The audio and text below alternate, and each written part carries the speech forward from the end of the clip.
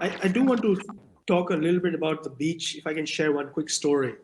Yeah. Uh, so I've been to Hawaii, I don't know, maybe 6, 8 times, and I usually camp at the beach. So for folks that don't know about this, there's some parks in some of the islands where you can camp for $3 or $5 a night.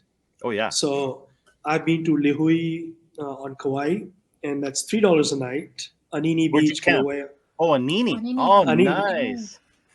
So I think that in at on Lihui, there's 6 or 9 parks, nine parks by the beach where you can camp for $3 a night. So I stayed for 30 days. I paid $90, and Awesome.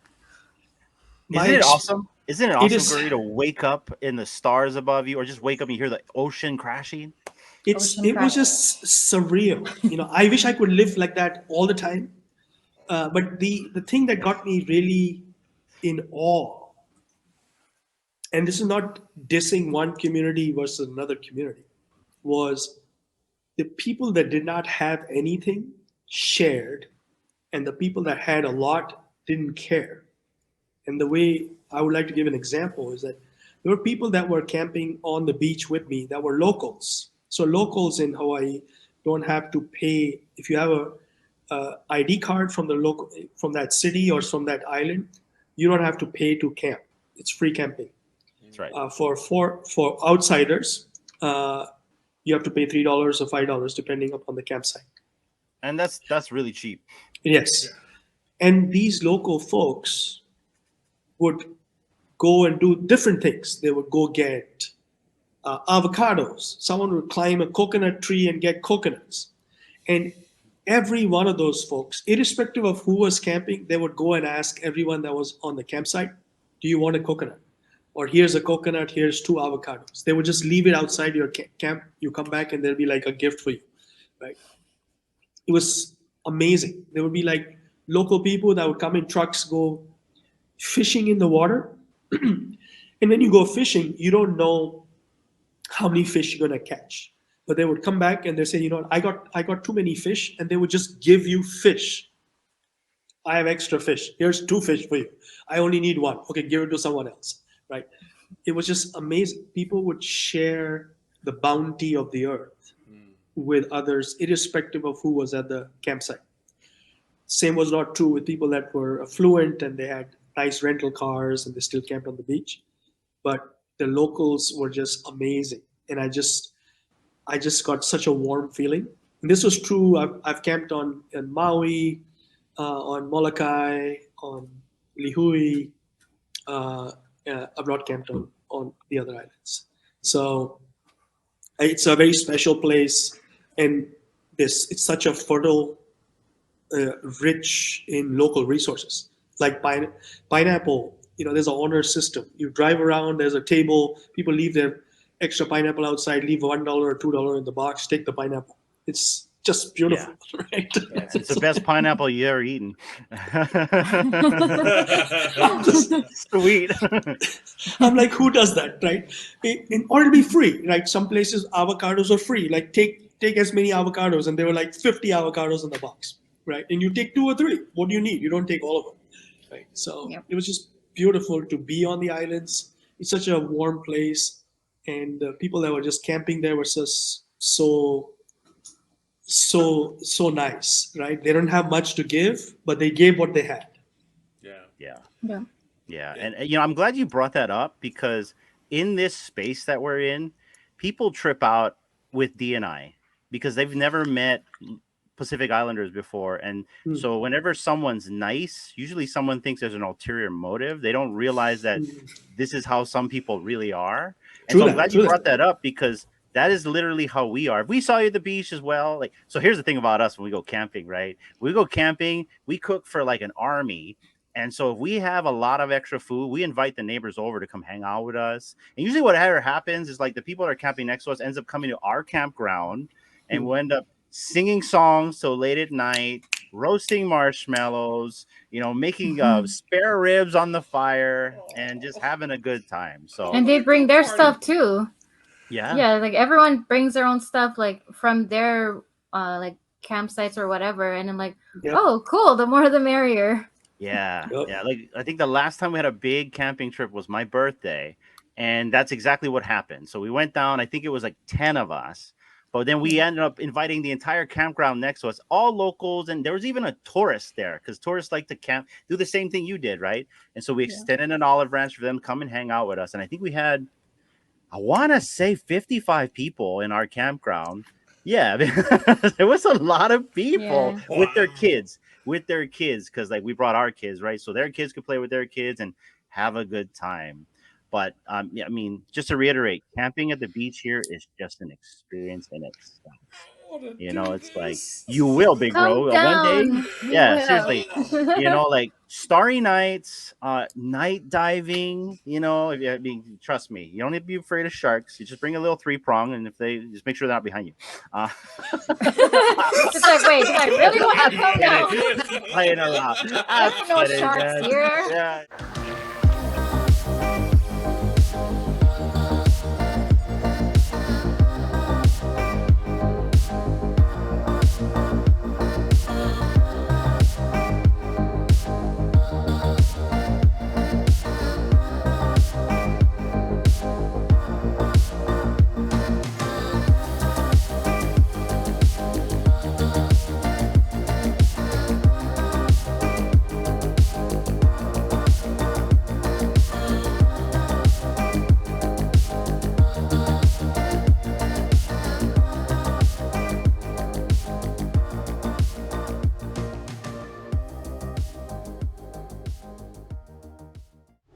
Hey everyone, welcome back to another episode of the Real Uncommon Podcast. I'm your host Hinano. Thank you for joining us today. And I'm your co-host, D1 and Oli. Good morning, good afternoon, good evening, wherever you are in the world. Thank you for tuning in. And today we got our guest co-host with us. Thank you for being here, Biggest Bro. Greetings and salutations, my friends. I be the biggest bro.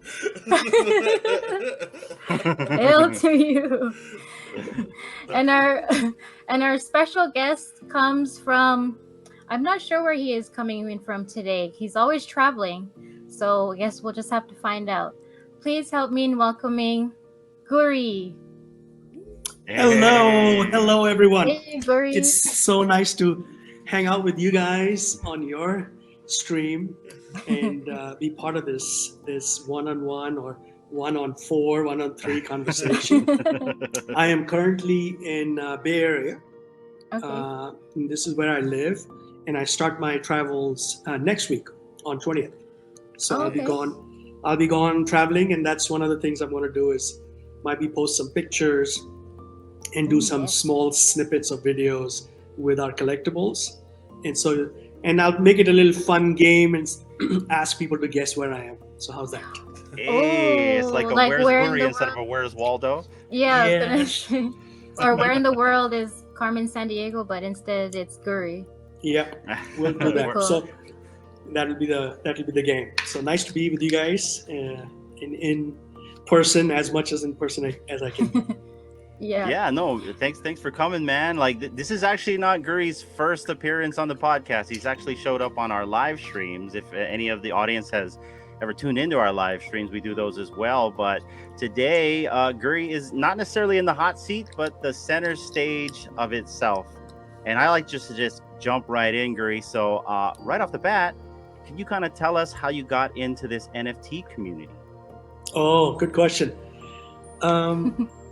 Before I was on OpenSea, and I got a couple of artists that I follow, and they are from India, and they had some NFTs that they were trying to sell to raise capital for their art projects.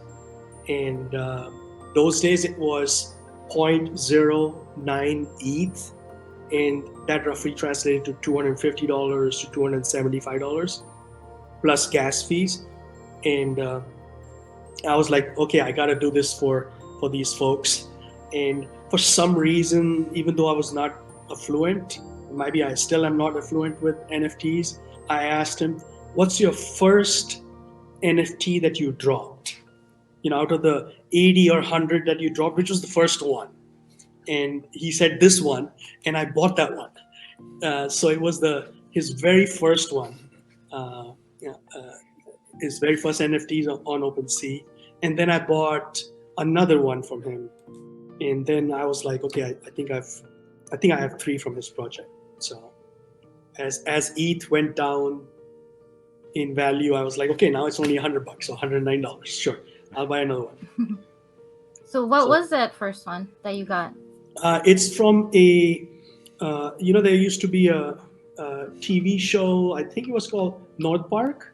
It's a cartoon. Is it North Park? South Park. Sorry. South Park. I was like, is that another one? North Park. So he has a cartoon called Sikh Park. Since I'm a Sikh. Okay. So he makes fun of a lot of people in the Sikh community, just in general as to how we dress and how we treat elders and stuff like that. So so he has a cartoon strip, and he's in marketing person that's based out of Delhi, India, but he travels a lot. So so I bought 3 of his, and then that's how I got started. And then I randomly just found VeVe. I don't even remember. I found VeVe just randomly. I was like, wow! I was just floored by what I was seeing inside. And is it a good time to just jump right into VeVe, or do you want to? No. We just go into tangents. Yeah, it's up. Awesome. It's all you, man. So the conversation. So basically, the flow is that I found it. I logged in. I added $100 in fiat currency, and for some reason I did not see the marketplace, and I only saw collectibles or comics, and then I clicked on collectibles, and the smallest Borg cube was the only out of the Star Trek 4 spaceships or 4 collectibles. That was the only one available still, and it was 40 gems from the market, and I bought one, and I was like, yes, I got one. And then I checked the value in the marketplace, and I was like, what was I doing? So but that was my first one, and then I just could not get drops, right? I had really bad internet connection, really bad phone, and I would get like something that had like a 60,000 mint or 50,000 mint drop. I'll get one, but none of the golden moments or anything else. I just I didn't get anything. I only got one that was Deadpool, and I was like stoked that I got it. It was a 3-digit Deadpool, and I was rare or something, and I got it, and I sold it for like a bunch of money, and then I put it right back into VeVe and bought other things. So you did everything we did. Exactly. Give it a game. It's been a good experience, just learning my own psychology and how I talk about FOMO and how I talk to myself and say I'm not going to get a FOMO, and then I still, every art collectible that is dropped, I'm like, I want that mint. And so I spend pretty decent money on specific mint numbers. Yeah. Yeah, and I seen you hunt for the specific numbers. Can you kind of tell us what type of numbers you're looking for? Is that something you don't like to bring out into the public? So I'll tell one number which I'm really public about. There's a couple of other numbers that I'm collecting. The 415. Well, initially I really wanted the 88 and the 888s, lucky Chinese numbers, even though I'm not Chinese. And what I found was A, they're really expensive, and B, they were not easily available in the market. Whoever was collecting them would just store them away, and they were none to be found again, or not to be found again in the market.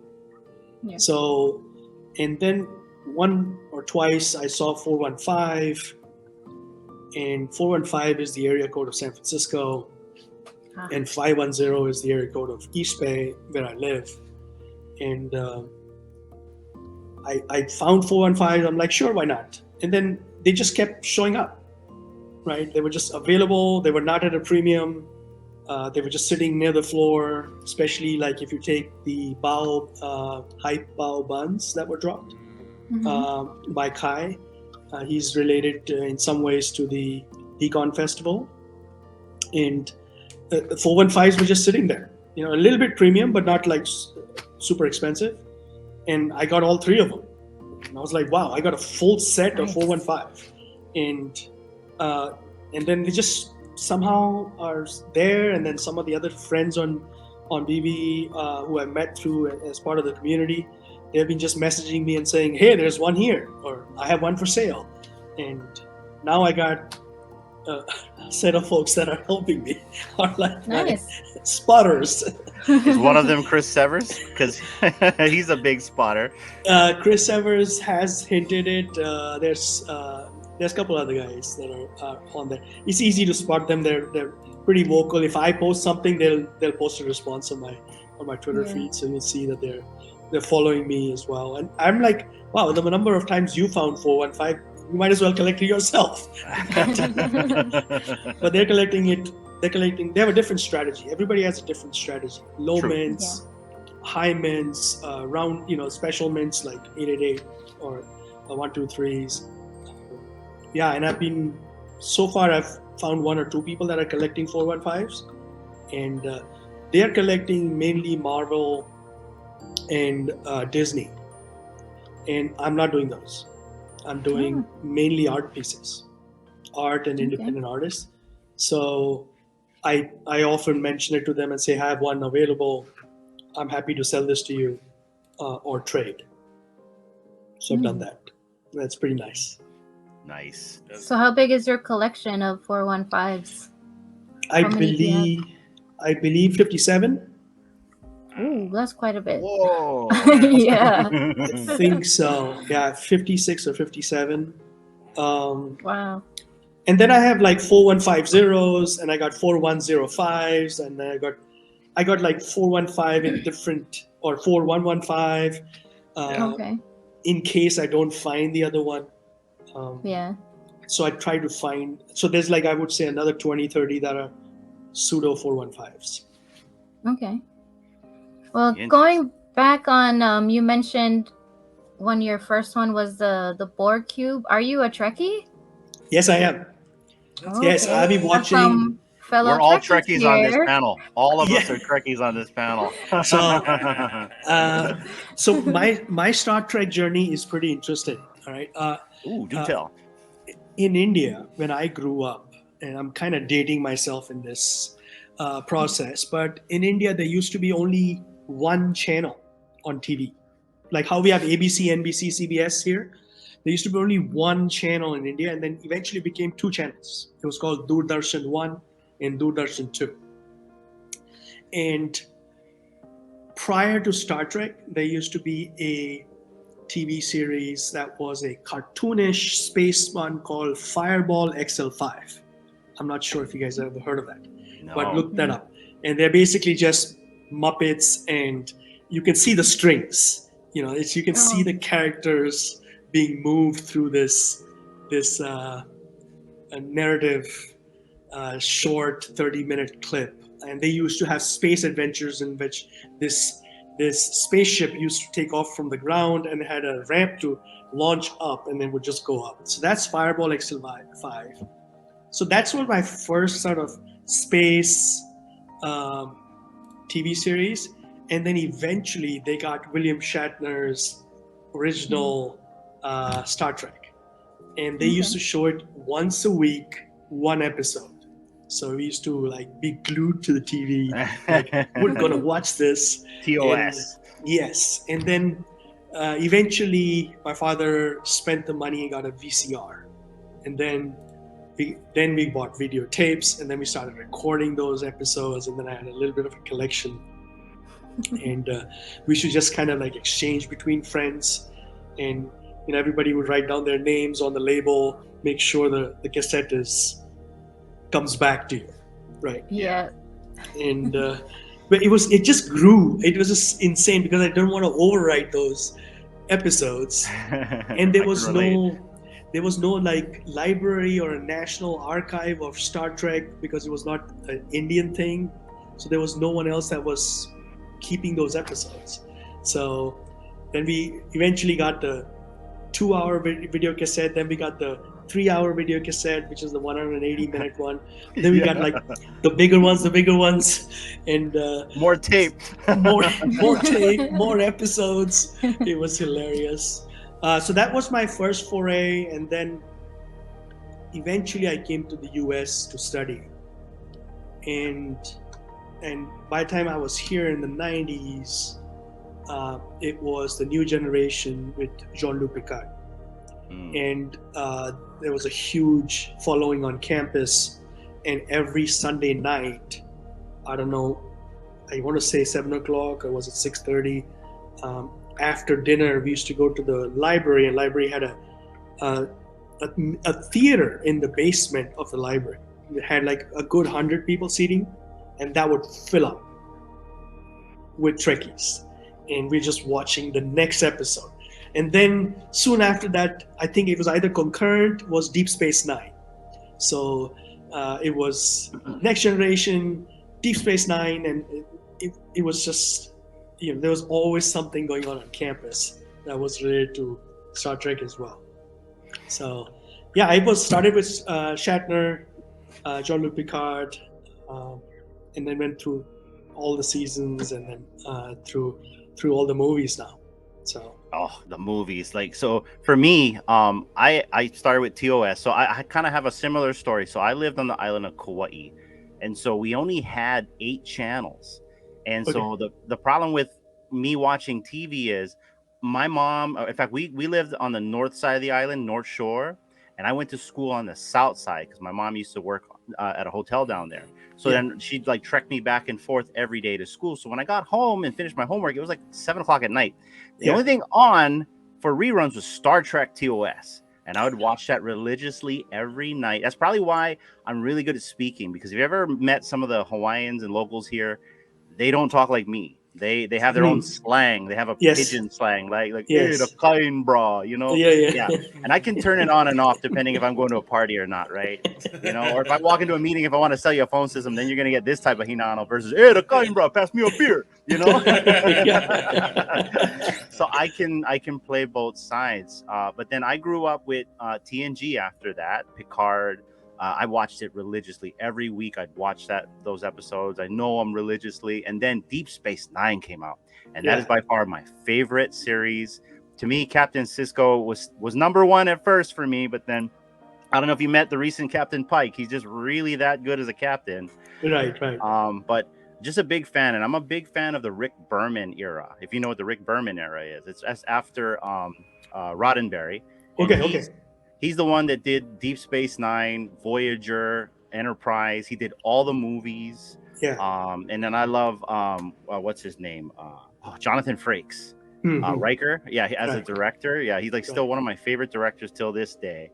And that's why I don't know if you watched the recent Star Trek Picard season 3. That is by far one of the best Treks I've seen. Me personally, as a Trekkie, Rick Berman era, that I've ever seen on TV ever. When they brought back, and I'm spoiler, when they brought back the Enterprise D on TV, you can ask D. I teared up. I told her, "What the hell's going on?" I teared up. Like a baby. I did, and every time I see that ship come out, because I collect starships, I've got like a bunch up here. I'll show some later. Right. I mean, just because I grew up watching that, right? That was part of the culture. Was a part of my life. I always believed in the betterment of humanity. And that's the type. I think that's kind of what really made me the person I was today. Because Trek was always in my life. Big bro, what about you? What is your like foray into Trek and the relation to what we just discussed? Or did we lose him?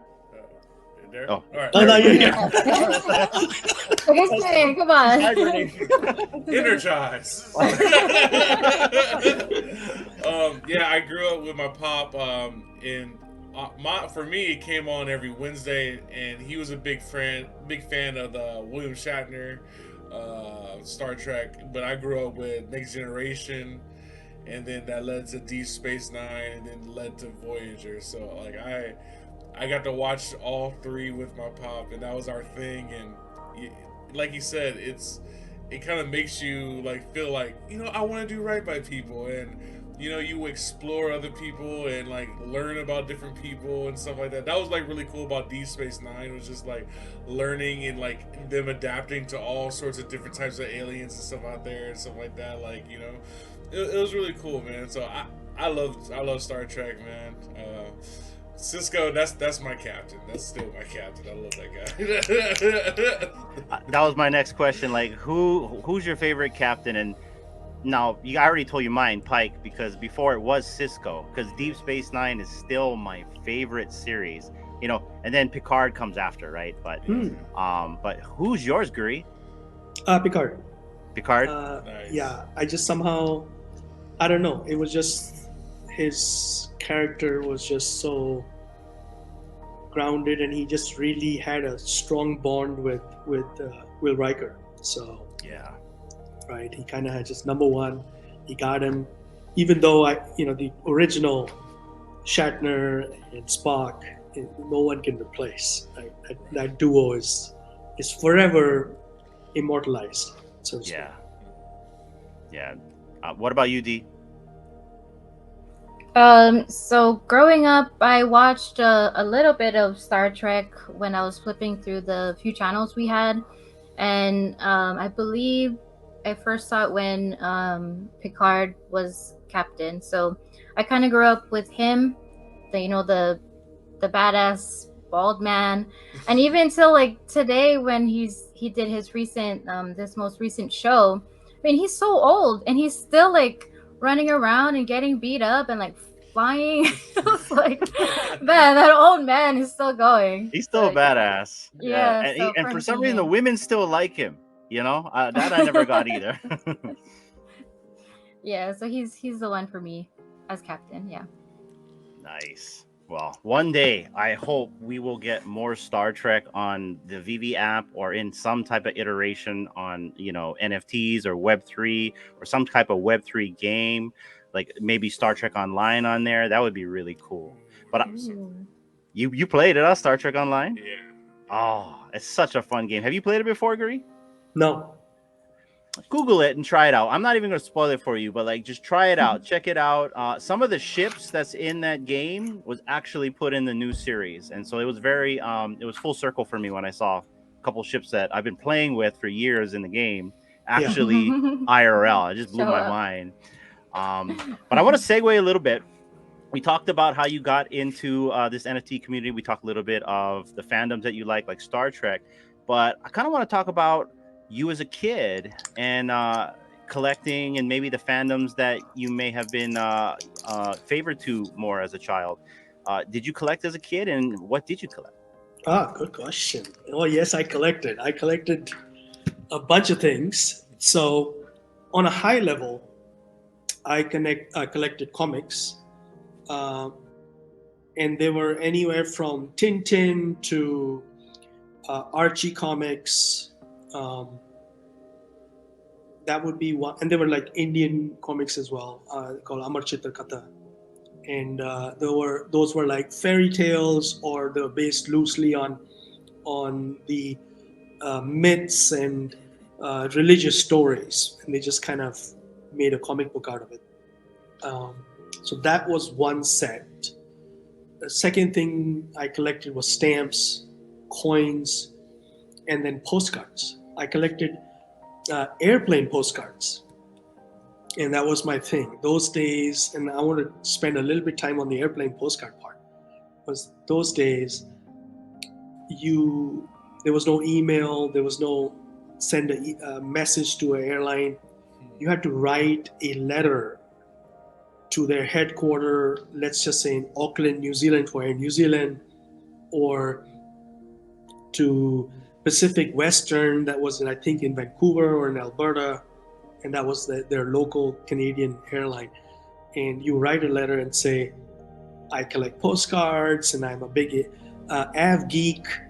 Can you share some postcards and some posters about your airline? And then you send like maybe 50 different airlines, and you'll get like maybe 4 packages back. And then you open this package that would come in the mail, and it'd be full of posters and timetables and stickers and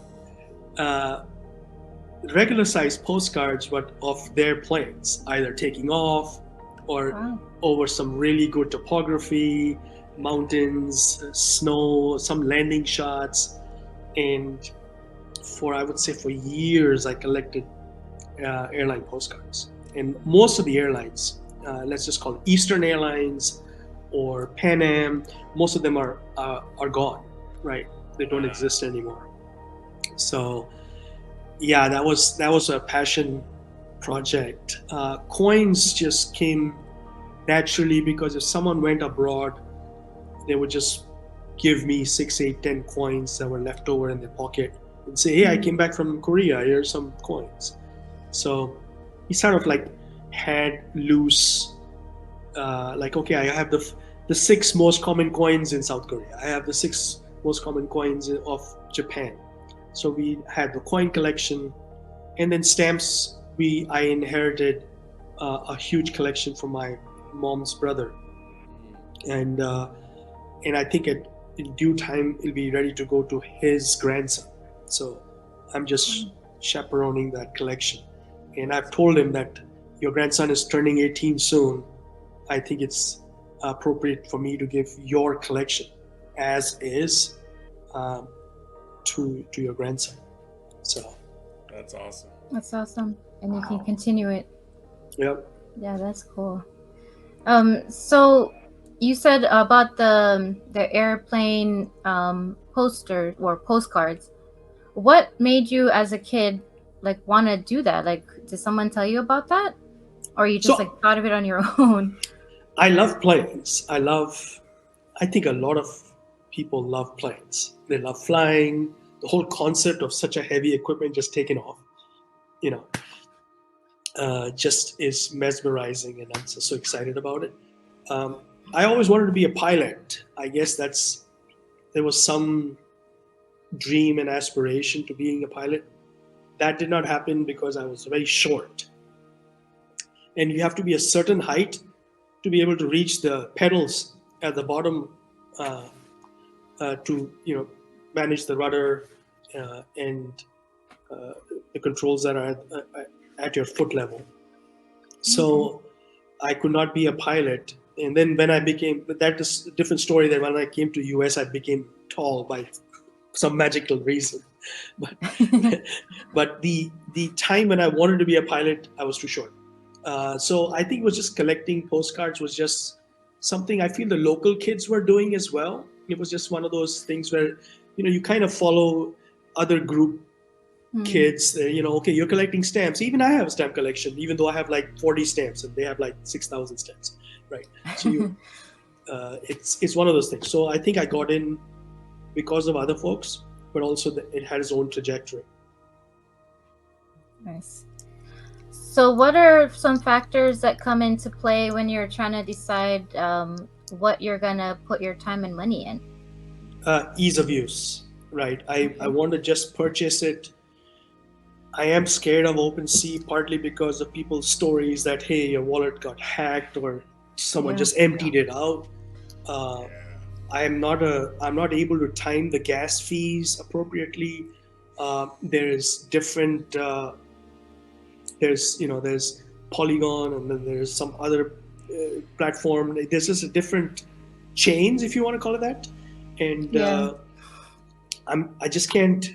I can't put my mind around which chain is this on and what do I need to do for this one. I have to wrap the ETH on this one and wrap the OMI on this one. Yeah, man. And because I am not new age, cutting edge person that's grown up with this technology. Someone who's like just starting off, they just know these things. They're like, I know this. Yeah. And I'm like, I have no idea. So ease of use for DC Comics, I put in fiat. For VeVe, I'm putting in fiat, and I've not withdrawn any money. It's always been money going into the project, and we'll see, where these things end up. But I'm excited just for the fact that I get to collect, and the biggest win out of this is meeting folks. creating connections, helping other people, even if it's like someone's having a hard time or someone passed away, you're able to help their families. That's what money is for. Yeah. 100% agree with you, man. And, I am in the same line with that sentiment, specifically also on meeting the people. To me, that's the biggest value out of all this thing. I mean, and I'm just like you. I've never cashed out of VeVe. I've just put money into it. I came from the stock market. So for me, holding is so easy for me. Right. I mean, I have no problems with it. I don't even bat an eye when I see something fall because my money in the stock market did way worse. Yeah. So this is nothing, you know what I mean? And so like whenever I see people like, oh, it's gone down, or oh, it's like, hey, you can be patient or just don't buy, right? Yeah. But I do see opportunity in this space, not only financial wise, but just opportunity all around. Opportunity to like experience this new technology, be trailblazers as a new technology, meet the people, and then also establish relationships with these people, which can establish other relationships, which is a domino on top of a domino. A biggest domino, and here's a good example on like, this is the way that I look at it as an example of meeting people in the space. I like to use Rob's stuff as an example, and I know Big Bro knows where I'm going to allude to. So for me, Rob's stuff, he was a part of YouTube 2.0. YouTube 1.0 was like Randy Chavez, Cavell Anderson, OG Vault, and all these other guys that came before, right? Right. And then came My Collectibles, Rob stuff, VeVe Vibes, Dino, and all those guys. And I like to think that us, like me, Big Bro, even you now, Guri, you're now a YouTuber. We're 3.0. You know what I mean? So we're the next generation. But to me, 2.0 and 3.0 would have never happened unless it was Rob stuff. And here's why. Rob opened up his stream to everybody, well, at least the content creators at the time. And he helped My Collectibles get over, I don't want to say the fear, but just the nervousness and that hump to do stuff like this. Right. D and I went through it, and so did Big Bro, where there's not really a learning curve, but there's a nervousness to this that you have to get past your nerves, right? And once you're past your nerves, that you can go through that. But if Rob didn't do that, we would have never gotten My Collectibles, which means we would have never gotten YouTube 3.0. I probably would have never met any of you guys, and D and I probably wouldn't even be here. I am the prime example of a guy that shouldn't be here. I hate taking family photos. I never wanted to be in front of a camera. And like the only thing that I've ever done on a video screen like this is sell you a phone system because I'm in communications. That's it. And I'm pretty good at doing that. So, but the point I'm trying to make is by Rob establishing all these connections, it established more connections. It was a domino on top of a domino on top of a domino, which then just flourished in all these new experiences that people were able to experience together, whether it's meeting IRL at DCon, going on streams like this, or, doing collaborations on X or Discord, even us, D&I, we were asked to be Starboy ambassadors. Now, that really is just us being friends, helping friends. Correct. But we would have never met anybody or done any of this if it wasn't for the interaction of the person before. And if it wasn't for MC interacting with me in his chat, I would have never interacted with everyone else, which then would have never brought me and D to meet all of you fine folks. And so to me, the biggest gift out of all this, the biggest value is us. Yeah. And there's so much opportunity for us in this third space that we're building. Big Bro, what do you think about this perspective? I mean, absolutely. I wouldn't be here if it wasn't for watching. It's like you said before, like with 1.0, I'm watching Gaville, I'm watching OG Vold. I'm not participating on maybe in chats, but we're not getting on lives. And like you said with Rob stuff, that's when I kind of saw like what was like the fun, like it was like a fun squad, like like when you see like, oh, they're teaming up together, like you get all four of them on, and you're like, oh, this is a fun stream, and so that I mean, absolutely, it made us more comfortable, and especially with 3.0, and we're a lot more collaborative now, and that's essentially because of Rob stuff. Like most of talking about Mo, BE, Arcade, you guys, the superstars. You know what I mean? Like, it's awesome, and I think it's really cool for the whole community because we get a lot of different perspectives. A lot of us aren't the same. A lot of us have different opinions on things and stuff like that, and that's a good thing. Yeah. And, Yep. you know, and we can all have different opinions and talk about it and not be called fudders or moon boys or whatever derogatory name you want. It's just we're having discussions and Right. we're all friends. And it's just a beautiful thing, and you know. And then what you guys are doing with Hanano and D is just bringing the community out and highlighting community, which is amazing. Right Because, on. I mean, like Right on. getting to meet people like Guri, man, like. It's a beautiful thing. Like It is. I got chicken skin, man. like just like I was talking about Deep Space Nine, where you're meeting people with like, different cultures and stuff like that. Like I have experience with like Sikhs in culture and stuff like that, but I'm pretty sure a lot of people haven't. Yeah, right And on. they have lots of different misconceptions and stuff like that. And like, and I don't mean to segue, but like, Guri, like, do you mind like telling the community like about like the Sikh community and stuff like that? Yeah, so Sikh community, Sikhism is about 500 years old, a monotheistic religion it stemmed out of Hinduism. So just like Jesus Christ came out of Judaism, Christianity came out of Judaism. But when Jesus Christ was doing his thing, he never thought there's going to be Christianity and that, hey, I'm going to create Christianity. He just did his thing. And then things happen. Same way we have our guru, the first guru is Guru Nanak.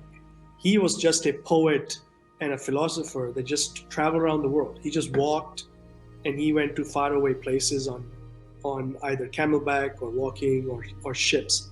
And he was just, those days you were just connecting with people that are same philosophy, they're poets, they're writers.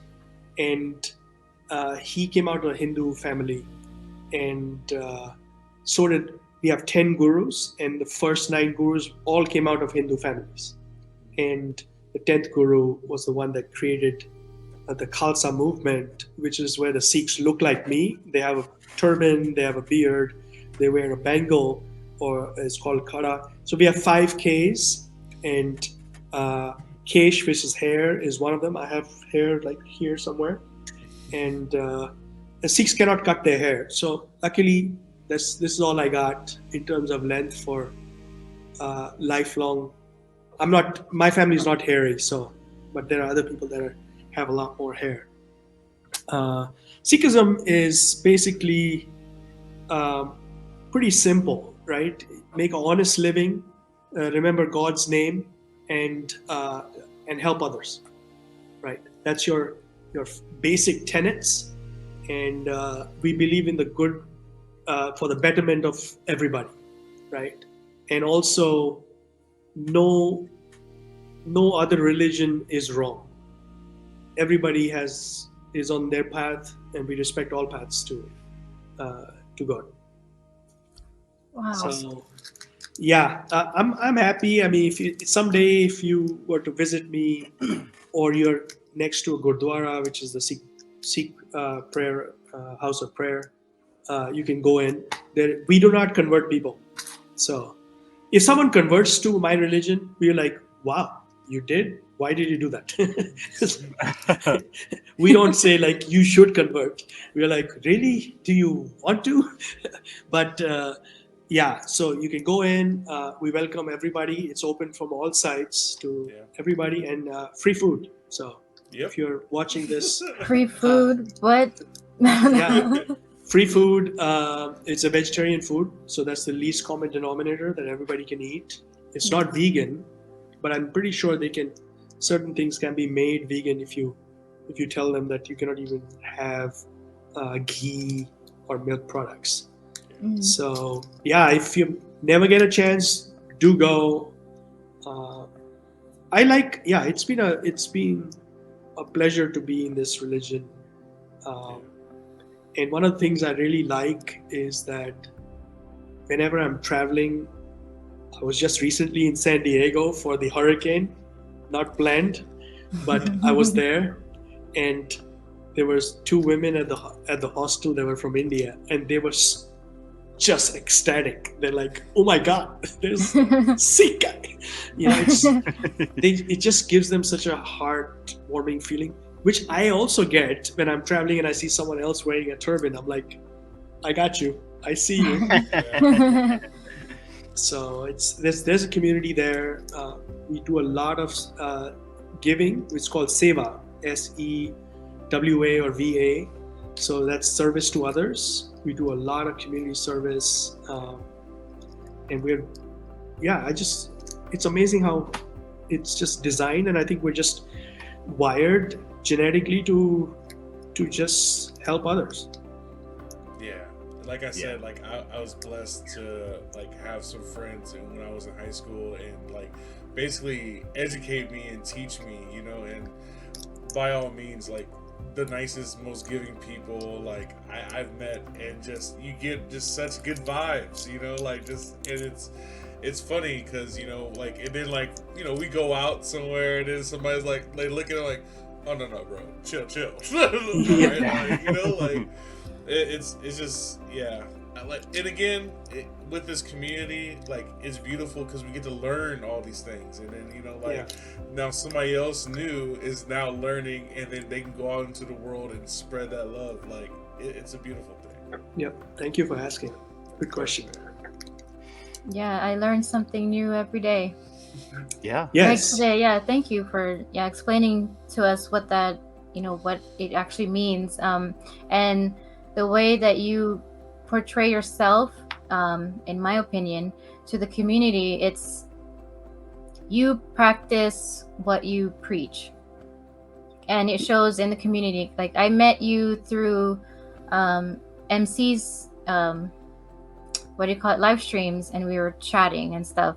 And you know, I hear about you and you post all your stuff, but to actually like get to talk to you and just read what you post online, it's like, wow, this guy is genuine. And so thank you for being who you are and what you practice. Thank you. That means a lot, especially nowadays. Yeah. You never know. And what I like about you, Guri, is you're humble, but at the same time, you're not afraid to, you know, bring up something. Like, you know what I mean? Like, you know, if something that needs to be said in the public feed, and I'm the same way. You know, I'm the same way. I see that. You know what I mean? I see that. Yeah. And I feel you need to be that way. Like, you know, you can be a nice guy, but at the same time, if you see something wrong or you see something that's not right, say it. You know, there's a lot of people that just don't want to say it, or maybe they just feel like they shouldn't, or maybe they bite their tongue. I was never that kid, or you know, even that man now. So Hinanu, here's the thing. That's what you just mentioned about 6-8 minutes ago, was the 3.0 creators. They're building community, but they're able to say things without getting worried about like, hey, are they hurting anybody's feelings, or will they get banned from something or the other? You know, they're like, hey, this is something that was wrong, you need to fix it, right? Yeah. So I feel I have seen enough awesome people on YouTube, and I've met them in person. Everybody's nice, but everybody has I think the pendulum has moved from one side of just being like, we're only total gaga over VeVe and how it's all going to make us millionaires, to are they creating good content? Is it providing value? Are we being fair, right? Honest. Especially with like honest airdrops things, all of those issues, we're speaking about it. And I see that content creators now, or the people that are bringing themselves out to speak, they're just more genuine, I feel, than past creators. And there's nothing wrong with stating that, right? That's how I see it. Yeah. I mean, I'm still called a moon boy, and it's okay. But I'm here, baby. You know, but like the point is, you can still be a moon boy, but you can be an honest moon boy, you know. Sure. And the thing, and you're right, you should point things out. You should be able to say the things you want to say. You shouldn't be canceled or any of that. I've had a few people unfollow me. I'm not going to name names. They're pretty prominent, but that's okay. You know what I mean? Right. The point I'm trying to make is we can still keep these connections, but keep these connections honest. Right. That's how I like to look at it. So Right on. to close it off, Guri, thanks for coming. We really appreciate you giving us your time, and I hope you had a good time hanging out with us and chatting. Yes, it was nice. Yes. You're always welcome to come and hang out on the podcast. Like I said, this podcast is for everyone, and it's always, our doors are always open. I like to ask this question to everyone before they leave, and that's basically, do you have any final messages for the community? And let them know as well, why are you still here? I mean, what keeps you in this community? What keeps you to buying these NFTs that you like? And what just kind of like keeps you from leaving as well? And a sidebar question, any message for the community before you go? Yeah, I think the message was basically, can we incorporate somehow? Either VeVe does it or you do it on the side. For example, for one of the drops, for say Batman comic, I bought $100 comic, right? Can the platforms create a system where it says there's an option that says donate 1% to a nonprofit? If that platform does not offer it, can you make a difference in your own special way, right? You donate it to whoever, be it a dog pound, or be it a food shelter, or be it a refugee organization, can be anything. Can you somehow incorporate this collecting experience and your VeVe experience and your digital other platforms as well? Can you make it such a way that you can make a philanthropy aspect or add on to it? That's one, because a lot of times we are willing to buy $800, $1,000 gem item in a heartbeat, right? Well, it's a good deal. Let's just buy it. It's secret rare, right? Yeah, I'm pretty sure people donate in their own ways, but I would like it to be a little bit more conscious and somehow, I know there is one gentleman that's on VeVe that does auctions every week. NFT Philanthropy. Yeah. I love that. I just love that. If people do it, I try to instigate it somehow and say, like, if someone donates $5 to I'm going to do more of that random stuff. Like, if you donate $5 to your local food bank, I will mail you a comic book, right? That's my $5 gone, but it at least gets, so some way I'm donating $5 to your to your food bank, but that's okay, right? I just want to get this going where everybody starts doing things for other people, and it's just going to be wonderful, because that's my message. Other than that, it's been such a wonderful experience to get to know you guys a little bit more. Thank you for creating the space, and part of my connection to you, Hirano and D, stems from my experience on the Hawaiian Islands, right? How nice the people are, and I see what you guys are doing, right? You randomly dropping comics, flooring the comics at certain time, like 5:38 Pacific or Hawaii time, and we're like computing and we're like, okay, that's 3 hours away. But hey, I give everyone a half an hour. I know you do, but just, it's such a heartwarming thing to do, because if everybody remembers the one thing, is that you cannot take the money with you when you leave, right? Yeah. It's, can you make a difference, right? You make someone's day by having them snipe a comic for $1.50, which that comic cost you might be $10, $15, $5, depends which comic it is. But it actually creates a ripple effect in this world, right? Happy thoughts, happy feelings go out by that one effect. The person who wins the comic might do something else for someone else, who knows? And then that person will do something else. So it'll ricochet far and beyond that you can even see and dream of, right? So I love that concept. I wish more people do it randomly, and some people do it for personal reasons. They'll be like, I got to sacrifice a comic to get a secret rare. I'm talking Or about they're doing it for a giveaway or something, right? Right, Yeah. right. Just do it. You know, make some people's make someone's day by doing simple things.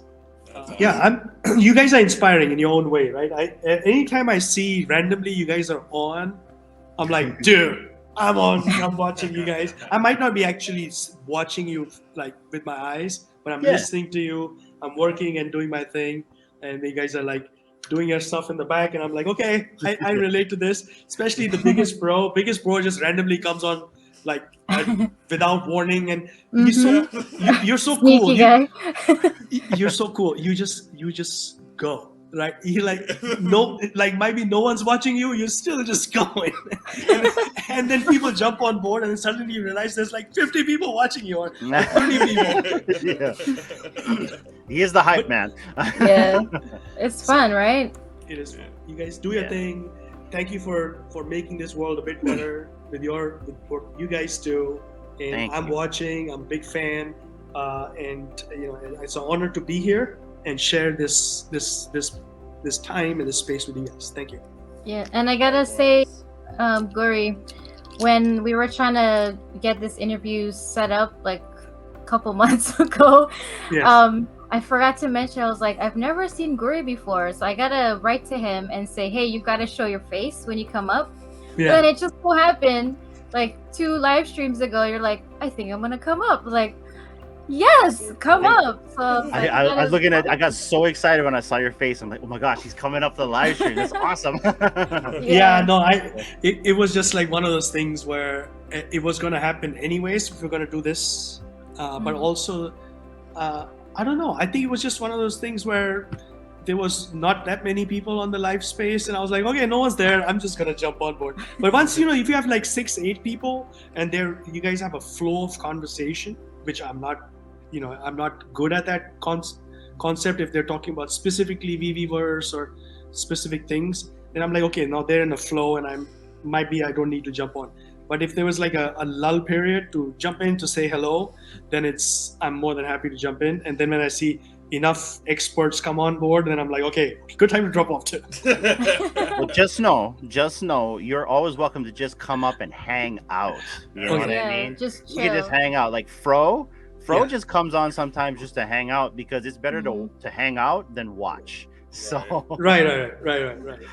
All right. Well, you know what? Thank you, Guri, for hanging out with us. It's been a pleasure talking with you, as well as the biggest bro for co-hosting with us tonight.